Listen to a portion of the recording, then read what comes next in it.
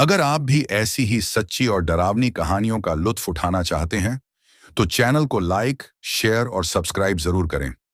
ये कहानी आपके रोंगटे खड़े कर देगी और डर का ऐसा एहसास कराएगी जो शायद आपने पहले कभी ना किया हो।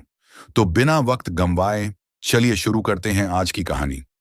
यह घटना आज से करीब 12 साल पहले उत्तराखंड के पहाड़ी इलाके में हुई थी। कहते हैं उस दिन के बाद वहां की लोकल बस सेवा रात के समय बंद कर दी गई थी। 12 नवंबर 2013 एक कड़ाके की ठंडी रात थी।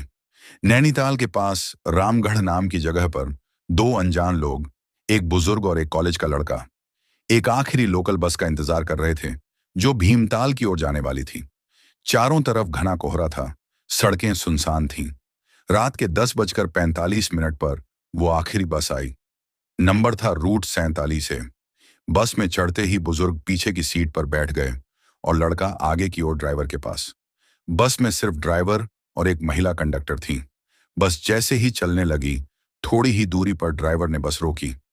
तीन लोग अंधेरे से निकलकर चुपचाप बस में चढ़ गए। उनमें से दो एक तीसरे को पकड़ कर ला रहे थे।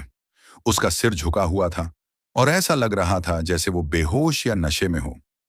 कोहरे और पीली बस की लाइट के कारण उनके चेहरे नहीं दिख रहे थे और वो तीनों सबसे पीछे की सीटों पर जाकर बैठ गए। कुछ मिनटों बाद पीछे बैठे बुजुर्ग अचानक उठे और तेज आवाज में सामने बैठे लड़के से झगड़ने लगे।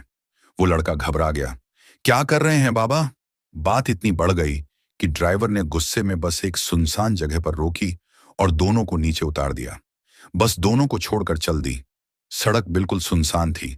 लड़के ने गुस्से में पूछा, आपने ऐसा क्यों किया? पागल हैं क्या आप? बुजुर्ग ने कांपते स्वर में कहा, बेटा, मैंने तुम्हारी जान बचाई है। तुम्हें पता है, जो तीन लोग बस में चढ़े थे उनके पैर ही नहीं थे। वो जमीन पर नहीं थे और वो हवा में तैर रहे थे। चलो पुलिस स्टेशन चलते हैं, कंप्लेंट करते हैं। लड़का बस धीरे धीरे सिर हिलाता है, चुपचाप साथ चलने लगता है। कुछ मिनट बाद बूढ़ा तेज तेज चल रहा था, लेकिन पीछे देखा तो लड़का कुछ दूरी पर खड़ा था। बूढ़ा पलटा, उसके पास गया और कांपती आवाज में बोला, क्या हुआ बेटा? चलो जल्दी। लड़का सिर झुकाए खड़ा रहा, फिर धीरे से बोला, बाबा, आपने उन चारों के पैर तो देख लिए, पर मेरा पैर देखना भूल गए। बूढ़ा जैसे बर्फ बन गया। उसने कांपते हुए लड़के की ओर नीचे देखा। लड़के के पैर उल्टे थे, जैसे घुटने पीछे मुड़े हों, जैसे वो कोई इंसान नहीं था। और तभी लड़के की गर्दन धीरे धीरे ऊपर उठी। उसके चेहरे पर एक सड़ी हुई लाश की मुस्कान थी। बूढ़ा भागने ही वाला था कि आसपास की हवा बर्फ जैसी ठंडी हो गई। कहीं दूर से एक आवाज आई, बाबा, आप भी अब बस का हिस्सा बन गए हैं। उस रात बस में तीन नहीं, चार भूत चढ़े थे। एक तो रास्ते में उतर गया, पर बाकी अब भी सवारी कर रहे हैं।